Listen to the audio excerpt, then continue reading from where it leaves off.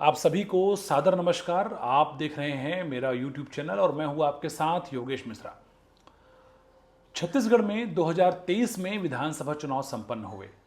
इस विधानसभा चुनाव में भारतीय जनता पार्टी को यहां पर बहुमत मिली और उसके बाद बीते लगभग 7 महीनों से छत्तीसगढ़ में बीजेपी की सरकार है। 55 विधायक जीत कर आते हैं भारतीय जनता पार्टी से। और उसके बाद अभी हाल फिलहाल में जब लोकसभा चुनाव संपन्न हुए तो प्रदेश की 11 लोकसभा सीटों में से 10 लोकसभा सीटों में भाजपा को जीत हासिल होती है, यानी कि जनता ने एक बार फिर भाजपा को यहां पर आशीर्वाद दिया। एक तरफ विधानसभा चुनाव में भाजपा का अच्छा परफॉर्मेंस हुआ छत्तीसगढ़ में, और दूसरी ओर लोकसभा चुनाव में अगर बाकी राज्यों को हम तुलना करें तो छत्तीसगढ़ ने बहुत बेहतर परिणाम भाजपा के लिए दिए हैं। ऐसे में स्वाभाविक सी बात है, जिस राज्य में अच्छा परफॉर्मेंस हो रहा हो, जिस राज्य में पार्टी बेहतर कर रही हो, वहाँ अपेक्षाएं बढ़ जाती हैं और ये चर्चा होती है कि यहाँ पार्टी के कार्यकर्ताओं की और विचारधारा की उपेक्षा ना हो। ऐसे में छत्तीसगढ़ में अगर बीते 7 महीनों की बात करें तो बहुत सारी पॉलिटिकल एक्टिविटीज़ हुई है जो एक तरह से उलटफेर करती भी नजर आती है।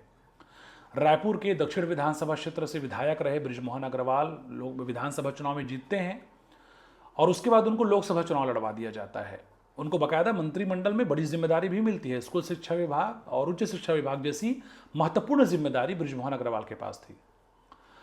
इसके अलावा भी कुछ विभाग थे और ऐसे में अब लोकसभा चुनाव लड़ने के बाद अब बृजमोहन अग्रवाल केंद्र की राजनीति में चले गए हैं, यानी कि सांसद बनकर अब संसद जा चुके हैं।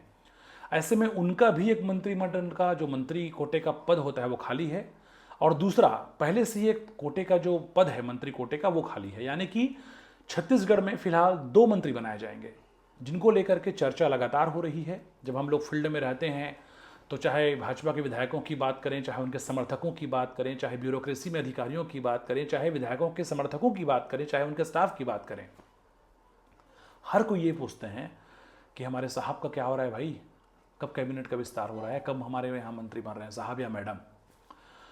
तो मैडमों की जहाँ तक बात है या सर की जहाँ तक बात है, जो उनके साहब हैं, तो ये कहा जा रहा है, सूत्र बता रहे हैं कि इतनी जल्दी ये विराम शांत नहीं होने वाला है। इस विराम पर फिलहाल, इस चर्चा पर फिलहाल विराम नहीं लगने वाला है। इन प्रश्नों का उत्तर फिलहाल नहीं मिलने वाला है। बताया जा रहा है कि इसमें अभी भी समय लग सकता है। अब कौन मंत्री बनेंगे, इनको लेकर लगातार चर्चा हो रही है। तो पार्टी के विश्वसनीय सूत्र बता रहे हैं कि हर तरह से संगठनात्मक स्तर पर चर्चा हो रही है, नब्ज को टटोला जा रहा है।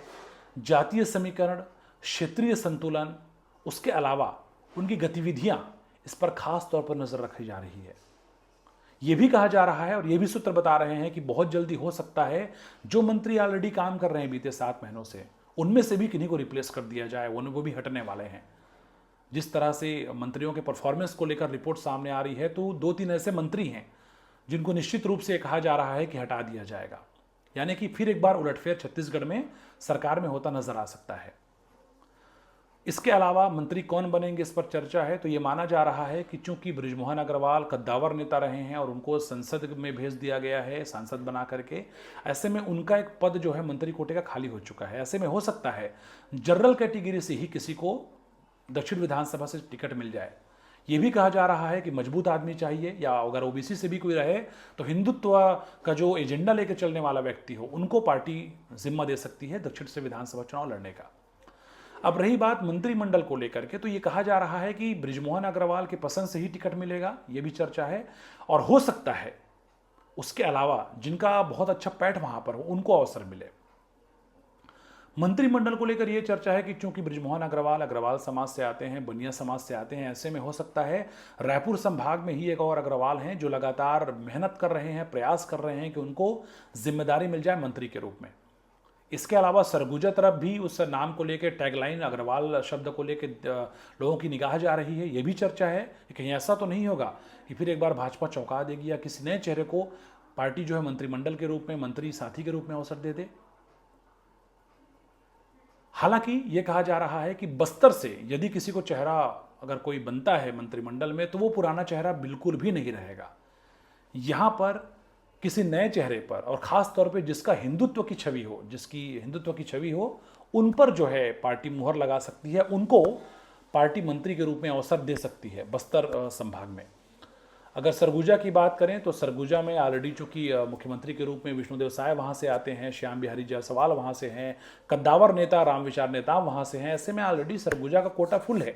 बिलासपुर तरफ जरूर निगाह जा रही है कि बिलासपुर से किसको अवसर मिलेगा, हो सकता है वहाँ से भी एक अग्रवाल आते हैं, उनको भी अवसर मिल जाए।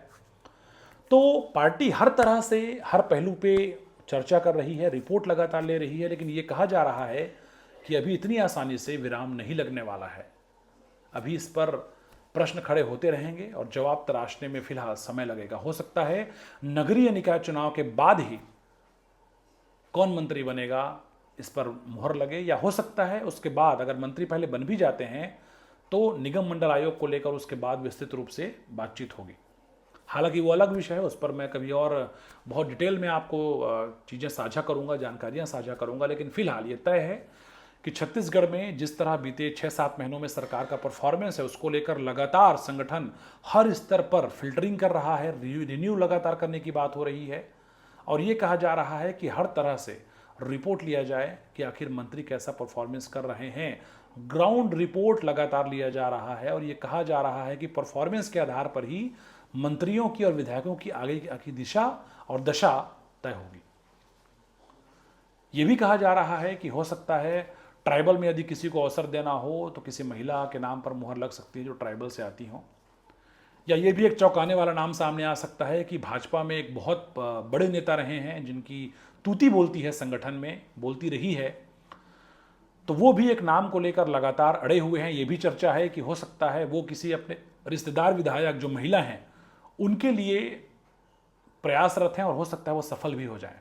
यानी कि किसी महिला, जो राजनीति में कोई महिला नई नई आई है, अगर अच्छी भावना के साथ में, तो हो सकता है उनको भी पार्टी मंत्री के रूप में शामिल कर सकती है, उनको अवसर दे सकती है। छत्तीसगढ़ की राजनीति में किस तरह से उलटफेर होते हैं या राष्ट्रीय राजनीति में क्या कुछ होता है, इस पर अब लगातार मैं आपके साथ जुड़ा रहूंगा और प्रयास करूंगा कि समय निकाल करके जितना समय आपको मैं दे पाऊं जानकारियां साझा करूंगा। सुदर्शन न्यूज़ की पूरी टीम पूरे देश में है, पूरी दुनिया में है, तो वहाँ से भी जानकारियाँ इकट्ठा करेंगे और इनपुट लेकर के आपके सामने हम लगातार उपलब्ध होते रहेंगे। इसके अलावा बहुत सारे सहयोगी जुड़ने वाले हैं, अच्छे अच्छे जो विश्लेषक हैं, विषय विशेषज्ञ हैं, उनको भी मैं जोड़ूंगा। दिल्ली से कई साथी जुड़ेंगे, मुंबई से कई साथियों को हम जोड़ते नजर आएंगे और देश के अलग अलग राज्यों से जो पत्रकार साथी हैं उनको भी अब हम लगातार अपने चैनल में जोड़ेंगे ताकि आपके सामने सटीक विश्लेषण और सटीक रिपोर्ट हम ले आएँ। तो आपसे आग्रह है कि आप हमारे इस चैनल को सब्सक्राइब करिए, अपने साथियों को भेजिए और हमारे लिए कोई भी सुझाव हो तो दिल खोल करके आप कमेंट्स बॉक्स में अवश्य लिखें। और इसके अलावा मेरा नंबर यदि आप लोग के पास में, जिनके पास हो, तो आप हमसे संपर्क कर सकते हैं, आप विषय सुझा सकते हैं। और इसके अलावा इंस्टाग्राम, फेसबुक समेत तमाम सोशल मीडिया प्लेटफॉर्म पे मैं मौजूद हूँ, उपलब्ध हूँ, तो आप वहाँ भी अपनी राय, अपने सुझाव हमको बता सकते हैं। फिलहाल आप अपना ख्याल रखिए, अपना ध्यान रखिए, अपने परिवार का ध्यान रखिए और हमारे लिए कोई भी सुझाव हो तो हमको अवश्य बताइएगा। धन्यवाद। जय हिंद, जय भारत, जय श्री राम, वंदे मातरम।